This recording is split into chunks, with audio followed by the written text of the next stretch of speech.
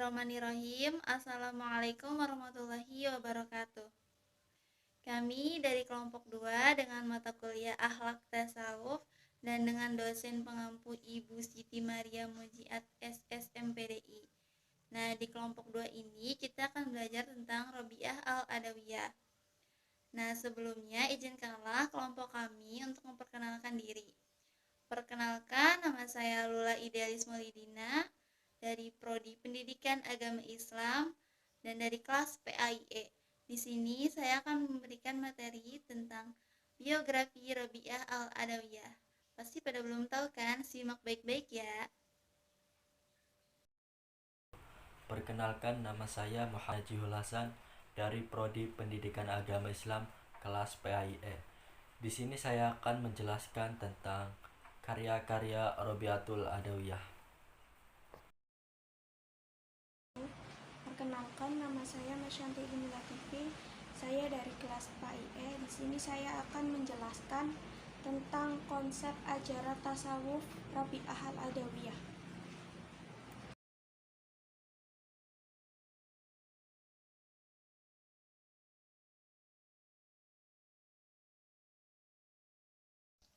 Robiah Al-Adawiyah. Robiah Al-Adawiyah adalah salah satu sufi yang paling terkenal di Basrah. Robiatul Adawiyah juga memberikan warna tersendiri dalam dunia tasawuf dengan konsep ajarannya yaitu mahabbah. Biografi tentang Robiah Al-Adawiyah. Robiah Al-Adawiyah mempunyai nama lengkap yaitu Ulumul Khair Robiah binti Ismail Al-Adawiyah Al-Qaisiyah. Pemberian nama Robiah itu diambil dari sensibilitas keluarganya. Beliau adalah anak keempat dari 4 bersaudara, di samping 3 orang putrinya. Dan beliau adalah keluarga miskin dari Basrah. Menjelang dewasa, Robiah Al-Adawiyah selalu diterpa oleh ujian-ujian dan semakin buruk ketika ayah dan ibunya meninggal dunia. Namun, Robiah Al-Adawiyah mempunyai hati yang tulus dan keimanan yang mendalam terhadap Allah Subhanahu wa Ta'ala, sehingga tidak ada ruang satupun yang tertinggal untuk kepentingan yang lain. Kemampuan Robiah Al-Adawiyah dalam memainkan alat musik dan bernyanyi bahkan sampai dimanfaatkan oleh majikannya untuk memenuhi kepentingan harta dunia. Tapi Robiah Al-Adawiyah selalu memohon petunjuk kepada Allah dan tetap menjalani tugas-tugasnya sebagai pembantu atau budak di dalam majikannya.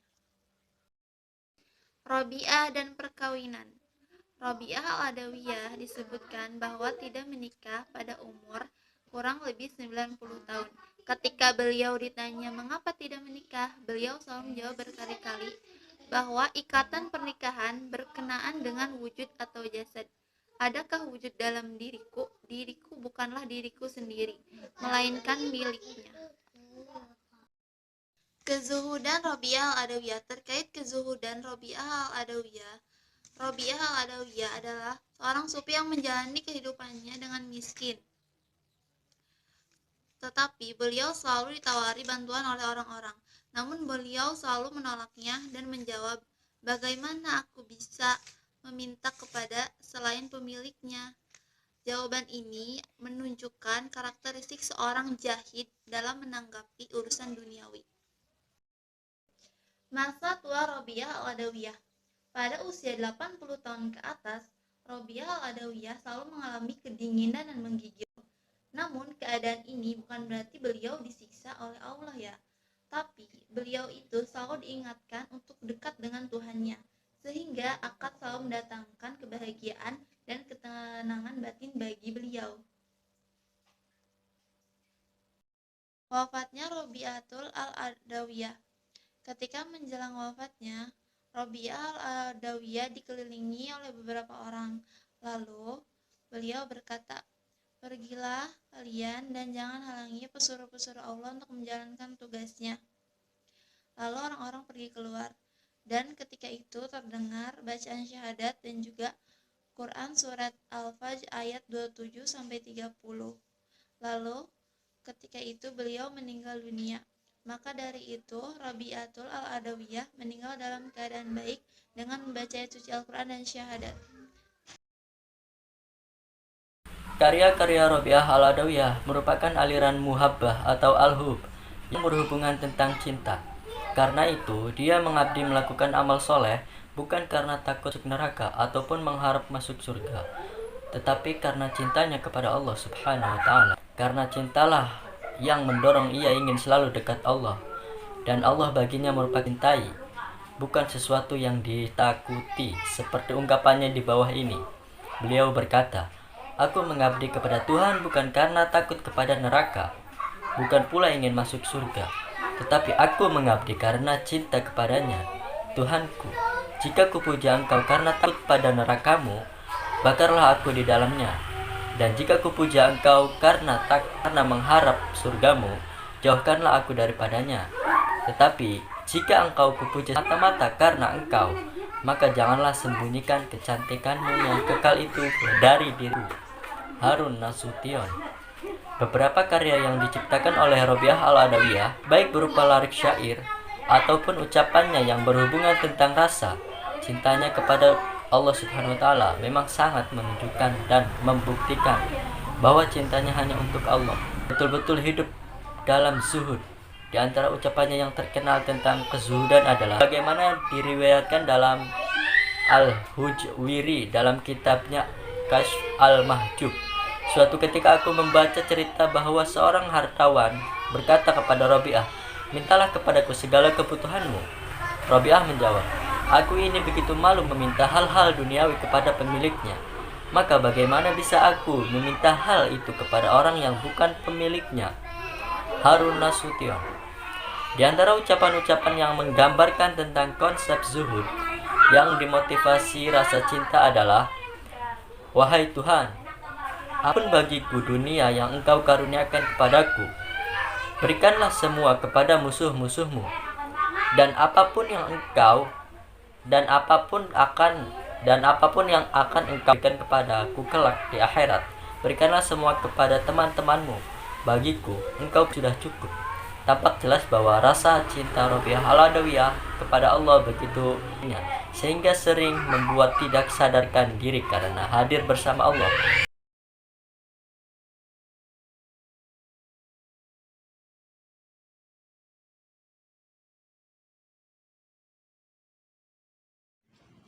Pengertian mahabbah.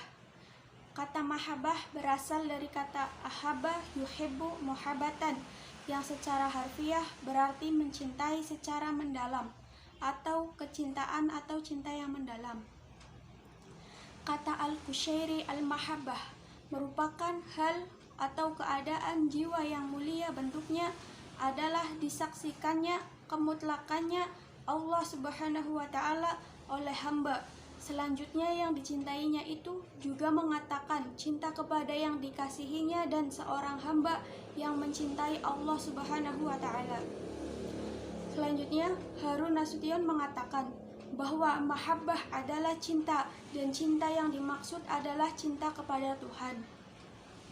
Lebih lanjut, Harun Nasution mengatakan pengertian yang diberikan kepada mahabbah antara lain sebagai berikut: memeluk kepatuhan kepada Tuhan dan membenci melawan kepadanya, menyerahkan seluruh diri kepada yang dikasihi, mengosongkan hati dan segala-galanya kecuali dari yang dikasihi, yaitu Tuhan. Dilihat dari segi tingkatan, mahabbah sebagai dikemukakan Al-Sarraj sebagai dikutip Harun Nasution ada 3 macam, yaitu 1.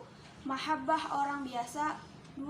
Mahabbah orang yang sidik, 3. Mahabbah orang yang arif. Paham mahabbah mempunyai dasar dalam Al-Quran, yaitu surat Al-Maidah ayat 54, yang artinya, maka kelak akan mendatangkan suatu kaum yang Allah mencintai mereka dan mereka pun mencintainya.